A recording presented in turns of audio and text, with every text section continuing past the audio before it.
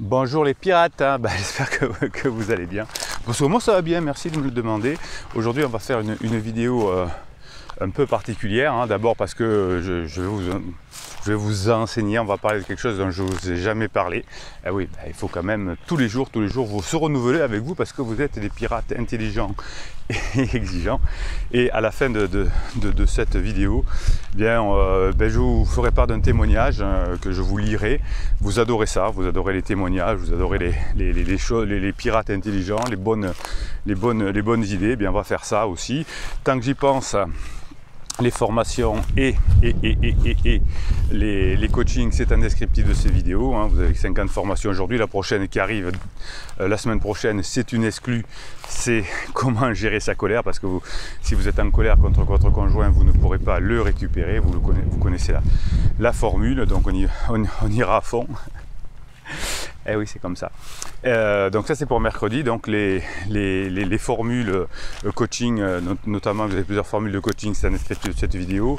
Les formations, c'est un descriptif de cette vidéo. En descriptif de cette vidéo, vous avez le livre Comment sauver son couple, le tome 1 en brochet ou en PDF, comme vous voulez. Et puis vous avez effectivement tous ces coachings avec la formule la plus rentable pour vous, avec 15 jours de suivi, 1 heure de coaching, un débriefing après les 15 jours et une formation offerte. C'est la formation, c'est la formule ultra performance. Ouais, celui-là, avec celle-là, vous allez cartonner. Allez, qu'est-ce que je ne vous ai jamais parlé encore aujourd'hui et que j'avais envie de vous parler aujourd'hui? Les pirates se disent, mais de quoi va nous parler Bruno aujourd'hui? Eh bien, ce que je voulais vous parler aujourd'hui, c'est de vos objectifs. Et vous savez que beaucoup de coachs en performance, etc., vous bassinent sur les objectifs, avoir des objectifs, réussir ses objectifs, avoir des objectifs de la vie pour y arriver. Alors, est-ce que ça va vous aider à récupérer votre conjoint, à être bien dans votre vie, ou peut-être même à réussir votre carrière professionnelle? On va aller faire un tour, je n'ai jamais encore parlé de ça, du côté des neurosciences, hein, parce que vous savez que c'est pour moi les neurosciences, la discipline scientifique qui nous permet le mieux de comprendre comment fonctionne l'humain.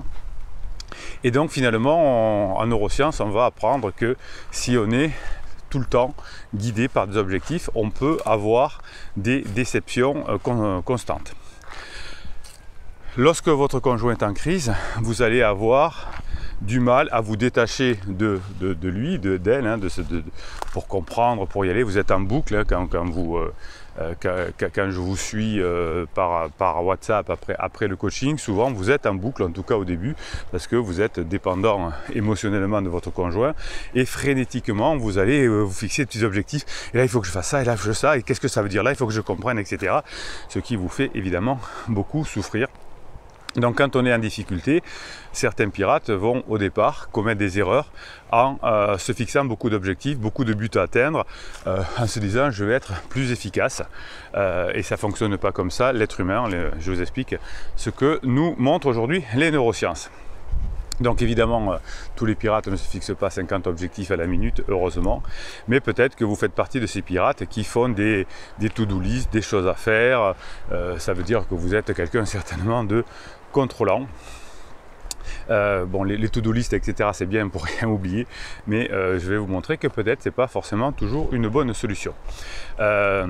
Donc quand on est un pirate et qu'on a son conjoint en crise, eh bien très souvent on va croire que si l'on fait ce qu'il faut, si l'on fait plein de choses, eh bien on va y arriver. Mais vous savez que pendant notamment la phase d'alarme de votre conjoint, plus vous en faites, moins ça marche, hein, puisque vous allez mettre trop de pression et les séparations, les divorces se prononcent, enfin en tout cas sont très bien engagés dans les 4 à 6 mois. Si vous passez cette date-là, eh bien il y a des chances que vous récupérez votre conjoint à la fin. Donc souvent, malheureusement, vous avez brûlé vos vaisseaux quand vous me contactez. Et je vous invite à me contacter le plus rapidement possible, évidemment, pour éviter de faire toutes ces erreurs que vous avez, qu'on appelle des interdits. Et vous avez une formation complète d'ailleurs sur les interdits. Ne la loupez pas, parce que celle-là, elle est importante. En tout cas, en début de crise de votre conjoint. Peut-être que parfois même pour vous distraire dans des moments de déprime, pour éviter de trop réfléchir à des situations, vous allez vous donner plein de choses à faire. Alors votre conjoint en crise est exactement là-dedans, hein, c'est-à-dire que votre conjoint en crise qui a des difficultés pour comprendre ce qui lui arrive, qui est dans l'inconfort, va faire plein de choses, va prendre un pansement, va vouloir sortir, va faire plein de choses. Et c'est pour ça qu'à la fin de la phase d'alarme, à la fin de la phase plateau plus exactement, je vais être épuisé, hein, et parce que je me suis fixé beaucoup de choses à faire, parce que je ne voulais pas réfléchir à la situation, j'étais trop dans l'inconfort, donc je fais beaucoup de choses et je finis par m'épuiser, hein. Donc les neurosciences nous montrent que quand on a trop d'objectifs, effectivement, on va finir par déprimer et s'épuiser. Donc au départ, on fait beaucoup de choses parce qu'on est en inconfort et on finit encore plus en inconfort quand on est en crise. Donc il y a vraiment un paradoxe là-dedans, c'est la chose qui va donner un sens à votre existence, hein, ce que vous allez travailler pendant les coachings et les formations. Cet objectif que vous allez travailler va vous permettre de vous sentir mieux dans votre vie. Mais ce que l'on sait en neurosciences, c'est que chaque fois que vous avez atteint un objectif, eh bien, vous allez avoir un coup de dopamine, ou en tout cas le résultat va vous donner un coup de dopamine, et ensuite ça va disparaître. Donc c'est pour ça que votre conjoint s'épuise, un peu comme un hamster dans la roue, hein, ou comme vos pensées qui ressemblent à Pansouillard le hamster, là, avec quand vous passez à fond, vous vous épuisez à essayer de comprendre des choses, à essayer de voir des choses. Donc finalement, cet objectif, ça y est, j'ai compris un truc, ça va vous donner une petite dopamine dans les quelques secondes, et après, ça va se terminer, comme votre conjoint qui espère tant voir pansement, et une fois qu'il a vu pansement au bout de quelques minutes, au bout de quelques heures, eh bien l'effet va diminuer, hein. Ça on le sait bien aujourd'hui en neurosciences. Donc quand chaque fois que votre conjoint va chercher un nouvel objectif, un nouveau grand projet, il va finir par s'épuiser parce qu'il ne va arriver à rien, et il va plutôt que être dans l'être, il va être aussi dans une explication qu'il n'arrivera jamais à atteindre. Donc l'idée, c'est aussi de réfléchir sur ce qui peut nous amener des choses plus durables. Donc le phénomène qui fait que lorsque l'on veut absolument trouver des objectifs et trouver des solutions, va nous amener finalement à une crise d'identité, hein, ce qu'on appelle la crise existentielle, parce qu'à force de vouloir trouver des objectifs, alors de trouver des choses à faire, eh bien on va finir par être en crise et s'épuiser et faire des bêtises, mettre son couple en danger, etc. C'est le moment de la crise existentielle, c'est le moment de la crise de vie, ou votre conjoint finalement, qui se sent vieillir, qui se sent pas bien dans sa vie, etc., se pose plein d'objectifs sur des choses à accomplir qu'il n'arrive pas à accomplir, et j'ai trop donné à ma famille, j'ai trop donné à mes enfants, etc. Et tout ça va faire que votre conjoint va s'épuiser. Donc ce phénomène qui fait que l'on va entrer en crise d'identité, en crise existentielle, a une explication physique, hein. Votre corps ou le corps de votre conjoint va vous récompenser chaque fois que vous visez un objectif. Chaque fois que vous atteignez, ou que vous n'atteignez pas d'ailleurs, que vous visez un objectif, de la dopamine est libérée. Et lorsque vous allez anticiper, ou votre conjoint en crise va anticiper la réalisation ou l'acquisition de quelque chose, ça va le pousser ou la pousser à adopter des comportements nécessaires pour sa survie. Hein, donc la dopamine ne va pas être forcément de réaliser, de voir pansement, mais d'imaginer ce que je vais vivre avec pansement, et le fait d'être à bloc là-dedans va faire croire qu'effectivement je suis amoureux ou amoureuse de pansement. En neurosciences aujourd'hui, on a bossé là-dessus et on a découvert que par exemple les parieurs, hein, ceux qui jouent au loto ou qui font des paris sportifs ou des paris dans les casinos, ressentent une plus grande poussée de dopamine lorsqu'ils manquent leur coup que lorsqu'ils gagnent. Donc ça, on le mesure facilement avec des IRM. Donc ce n'est pas tellement la réussite de l'objectif, c'est l'imagination de l'objectif que l'on se donne. Donc, autrement dit, le fait de gagner ou de marquer des points est finalement pas la chose décisive, c'est plutôt le frisson de l'événement, hein. Donc c'est le frisson de l'événement qui va faire que votre conjoint va croire qu'il est amoureux ou qu'elle est amoureuse de pansement, parce qu'il a ce frisson, hein, d'imagination. Donc ça, aujourd'hui, on le mesure bien en neurosciences. Donc comment éviter, vous, l'inévitable déception de quand vous fixez des objectifs, par exemple, vous dites « Oh là, j'aimerais tant prendre un café avec mon conjoint pour parler ». Eh bien, vous faites la méthode que l'on voit en coaching, vous y arrivez, et finalement après vous dites oui mais il y a un moment donné il m'a dit que, oui mais là je pense que je suis au bout du fond du trou parce que je pense qu'après il est allé retrouver pansement. Donc vous aviez un objectif, vous l'avez atteint, vous avez passé un bon moment, mais vous n'êtes pas bien, vous êtes déçu. Eh bien, pourquoi vous êtes déçu? Parce que vous avez besoin d'activités que l'on appelle les activités téliques et des activités que l'on appelle atéliques. Téliques et atéliques. Hein, le mot télos en grec c'est but. Donc les activités atéliques sont celles que vous allez faire par pur plaisir et qui n'ont pas besoin de finalité. Hein, c'est des choses qui vont être appréciées dans le présent et qui vont être orientées vers le bien-être. C'est-à-dire des choses que vous faites pour vous. Par exemple les formations, par exemple les séances de neurohypnose, par exemple aller faire du sport, aller boire un coup avec des amis, à rigoler, à plaisanter, à badiner, sans avoir parlé de votre couple. Parce que quand vous parlez de votre couple, vous allez avoir des mauvais conseils et ça va vous fatiguer. Donc l'idée, ne faites pas comme votre conjoint qui a finalement des activités téliques, il faut absolument que je voie mon pansement, etc. Il faut que je parte de la maison parce que ça vient de là, Vous avez compris que vous allez avoir des besoins aussi atéliques. Parce que votre conjoint finalement n'a pas d'atélique, parce qu'il a tellement d'attentes vis-à-vis de pansement, ou vis-à-vis de quitter la maison, etc. que lorsque finalement il atteint son objectif de voir pansement, etc., et bien finalement, il n'y a rien qui se passe. Enfin, il n'y a pas plus qui se passe que le frisson avant. Le frisson avant est plus important que le frisson pendant. C'est pour ça que les relations pansement finissent par s'épuiser. Donc vous avez compris que vous allez faire à la fois des choses téliques, c'est-à-dire vouloir voir mon conjoint, etc. Mais vous allez vous contenter aussi, vous allez apprécier ce qui va se passer pendant que vous voyez votre conjoint dans de l'atélie, et vous allez aussi mettre en place d'autres choses atéliques qui ne correspondent pas finalement à l'obtention d'un but du type boire un café avec votre conjoint, placer une blague, etc. Mais des moments de pur plaisir, de pure conscience. Donc ça peut être aussi des choses aussi simples que chanter, jardiner, faire des randos, apprendre une langue, faire une formation, etc., etc.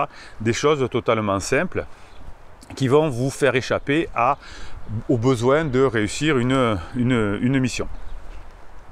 Donc ce changement de perception, ça va être nécessaire pour que vous compreniez l'importance de mixer l'atélie et le télique. Hein. C'est les deux qui vont faire que vous allez pouvoir atteindre votre objectif. Si vous ne faites pas d'atélique, si vous ne faites pas d'activité atélique, vous ne pourrez pas comprendre comment retrouver cette vraie dopamine et non pas ce frisson qui est lié à la définition de l'objectif mais pas son obtention.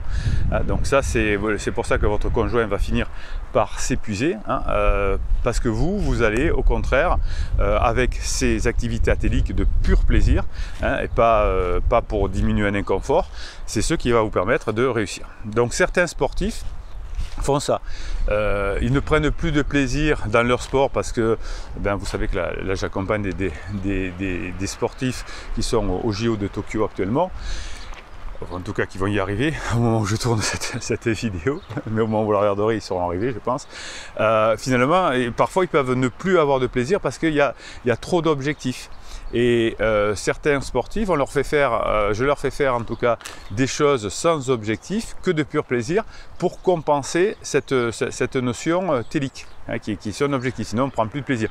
Et parfois ça passe par découvrir un nouveau sport à côté, faire d'autres choses, et cette dopamine télique et cette dopamine atélique vont se combiner pour que la personne soit bien dans sa peau et puisse performer de façon plus importante. Donc finalement, le but, c'est pas tellement d'atteindre des objectifs avec votre conjoint, mais de passer des bons moments, vous, dans votre vie. Et ces bons moments de pur plaisir que vous allez passer dans votre vie, mixés avec les objectifs que vous allez avoir, de voir votre conjoint, de passer des bons moments et de badiner, les deux choses vont faire que vous allez réussir votre objectif. Mais il faut les deux choses. Et le plaisir athélique va passer par les formations, par l'apprentissage, par les bons moments que vous allez faire. Tiens, ça je ne savais pas, ça j'ai appris ça c'est génial, ça je vais le mettre en place. Et c'est ce pur plaisir qui va faire que vous allez réussir, puisque vous allez avoir le pur plaisir d'apprendre. Et ensuite, quand vous allez le mettre en pratique, vous allez atteindre vos objectifs. Donc il y aura un double effet. Mais vous aurez besoin, contrairement à votre conjoint en crise, de faire à la fois du télique et de l'athélique. J'espère que j'ai été assez précis. Bien, alors on va continuer dans le scientifique, puisque je vais vous lire un témoignage d'une pirate qui est d'ailleurs journaliste scientifique. Voilà, donc elle est assez connue puisqu'elle a écrit plusieurs bouquins. Mais vous savez qu'ici, on reste anonyme. Et donc, cette personne a voulu vous mettre des commentaires sur YouTube, sur les commentaires YouTube dessous, là, sous cette vidéo. Et comme il y avait beaucoup de choses à dire, les commentaires ne sont pas passés. Je ne sais pas pourquoi, ça arrive assez souvent que vos commentaires soient bloqués. Cette personne m'a demandé si je voulais bien lire son témoignage pour vous aider. Ça vous fera une idée de réception de plus. Et je vais en faire le mini-coaching du coup. Donc aujourd'hui, je ne vais pas vous parler de Telegram. Telegram, c'est l'application. Et vous avez dans Telegram un canal qui s'appelle le canal Bruno Marchal, où on met plein de ressources pour les pirates. Vous me les envoyez sur mon WhatsApp et je vous les mets sur Telegram tous les jours. Et quand vous avez un coup de mou, quand vous en avez besoin, vous allez sur Telegram et vous remotivez. Alors, qu'est-ce que nous dit cette pirate scientifique? Alors, elle s'appelle Sabri Le Kiff. Bon, salut à tous les pirates. À la demande de Bruno, après plusieurs coachings et l'achat de formations, je viens ici pour rejoindre la team activement. Oui, j'ai dit à Sabri que ça lui ferait du bien de discuter avec vous, d'échanger avec vous, de vous faire part de son expérience, de vous aider, de se faire aider, etc. Je vous lis depuis un moment, ça m'aide beaucoup, alors aujourd'hui je participe. Petit résumé de ma situation, jeune femme de 33 ans en couple depuis 12 ans avec un homme de 35 ans, amour très profond, grande connexion des âmes. Voilà, donc ça c'est le côté, le côté émotionnel de Sabri. Nous avons tous deux des passés personnels très durs et nous avons traversé des épreuves très difficiles haut la main jusque-là. Mais phase 2 depuis quelques temps, moi j'ai beaucoup misé sur ma carrière, lui de son côté ne voulait plus sortir ou faire le type de sortie que j'aime, la nature. Et l'année du Covid plus son licenciement nous ont été fatales. Oui, on voit qu'effectivement, il y a eu des points de déclencheur d'une crise, le Covid plus un licenciement. J'ai moi-même fait ma crise il y a 2 ans, donc intelligence de Sabri, durant peut-être 1 ou 2 années, je ne saurais dire tant que j'étais perdu et épuisé, donc ça c'est très intéressant. Vous avez... comment dirais-je, vous avez parfois tendance à dire c'est long, 3 semaines, 3 mois, etc. Vous voyez que Sabri a traversé une crise, elle ne sait même plus en nombre d'années combien ça a duré. Et ça, c'est l'intelligence et la bienveillance de Sabri. Il m'a entre autres beaucoup reproché ça. Oui, la deuxième crise est effectivement plus dure que la première, puisque Sabri n'avait pas grand-chose à reprocher à son chéri, donc elle a passé sa crise, mais comme elle a passé sa crise et que le petit chéri a beaucoup souffert, lorsque lui-même rentre en crise, ensuite il a des choses à reprocher à Sabri, c'est toujours ce qui arrive, la deuxième est toujours plus importante. Pourtant tout allait mieux. J'avais enfin un emploi stable et nous avions des projets enfants plus achat de maison, donc passer dans la phase 2 du couple, peut-être même la phase 4. Mais de son côté, un décès non digéré depuis quelques années, donc le décès plus le licenciement, oui, effectivement, plus des TOC et des phobies développées à cause du Covid ont enclenché sa crise. Oui, les TOC et les phobies sont effectivement souvent liés à des difficultés. Donc la pandémie a été un enfer, il fallait se laver les mains dès qu'il le disait, tout désinfecter, changer d'habit même pour aller prendre l'air sur le balcon. Bref, une vraie phobie. Oui, donc si effectivement petit chéri était déjà un peu stressé, ça ne l'a pas arrangé. Je n'ai rien dit, mais ça m'a beaucoup pesé. En octobre et décembre, second confinement, il cumulait phobie plus problèmes professionnels. Et le chat, sentant toutes ces tensions, miaulait non-stop toute la nuit. Oui, les animaux ressentent beaucoup nos stress et nos problèmes. Résultat, il n'a quasiment pas dormi pendant 3 mois. Il cumulait en parallèle des pertes musculaires dues au confinement, moins de 10 kg, blocage de dos nécessitant souvent du kiné. Ben dis donc, vous voyez que votre conjoint en crise est comme celui de Sabri, ben, il y a des problèmes physiques, il y a des problèmes émotionnels, etc. De mon côté, je ne pouvais être aussi attentive que j'aurais voulu, car je commençais mon nouvel emploi, le job de mes rêves, bien payé, 100% télétravail, mais avec un début très prenant, ce qui est normal. Et franchement, je n'en pouvais plus de lui et de ses tocs. Donc là, effectivement, on passe dans la phase 3 du couple, hein, le besoin d'exploration. Au printemps 2021, donc on n'est pas très loin là, s'il faut regarder cette vidéo pratiquement en direct. Il se met soudainement à passer plus de temps avec un groupe de collègues du bureau, avec qui il parle beaucoup de leurs problèmes avec la direction. Il me reproche de ne pas assez l'écouter, se renfermer dans ce groupe, sans que j'y fasse vraiment attention. Il se met même à aller se promener avec eux en extérieur, chose qu'il m'a accordé que 2 ou 3 fois en 12 ans. Donc vous voyez quand même que le couple de Sabri était un peu fragilette, hein, pendant sa phase 2, puisque chacun voulait faire des trucs de son côté, mais ne voulait pas faire trop d'efforts de l'autre. Et là, effectivement, comme les collègues de bureau ont les mêmes problèmes, sont en inconfort, eh bien, on se resserre, hein, autour du groupe. Et effectivement, lorsque la crise se termine, généralement, le groupe se défait aussi.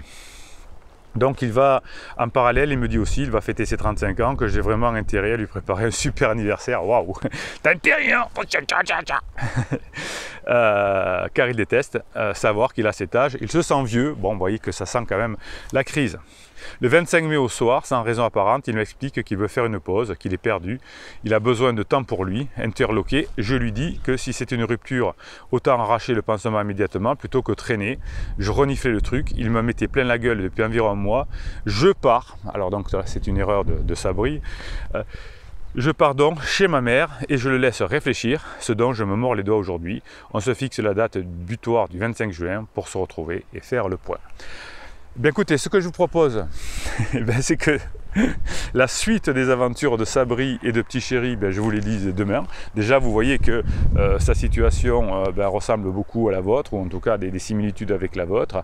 On voit que Sabri a fait une erreur parce qu'elle ne connaissait pas encore la team pirate, en partant, en laissant réfléchir, comme on dit, pendant plusieurs semaines. Est-ce que c'est la bonne solution? Où en est Sabri aujourd'hui? Est-ce que ça s'est amélioré? Est-ce qu'elle a compris? Qu'est-ce qu'elle a fait?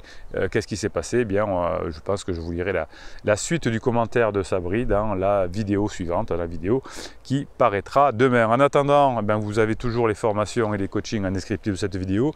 Mettez-moi des commentaires, mettez-moi des pouces en l'air, c'est comme ça que YouTube kiffe votre team, votre famille de pirates. Plus vous mettrez de commentaires, plus vous mettrez de pouces en l'air, plus YouTube reconnaîtra votre activité. Et YouTube adore les teams et les familles qui sont dynamiques, et donc ça vous permettra d'être encore plus nombreux, parce que vous savez qu'il y a des pirates qui quittent le navire une fois qu'ils ont récupéré leur conjoint. Et donc c'est bien qu'il y ait toujours des nouveaux pirates qui arrivent pour que vous soyez ensemble une communauté d'entraide, une team, une famille qui fonctionne bien. Allez, je vous souhaite un bon dimanche si vous regardez cette vidéo en direct, et on se retrouve demain pour la suite des aventures de Sabri et de Petit Chéri.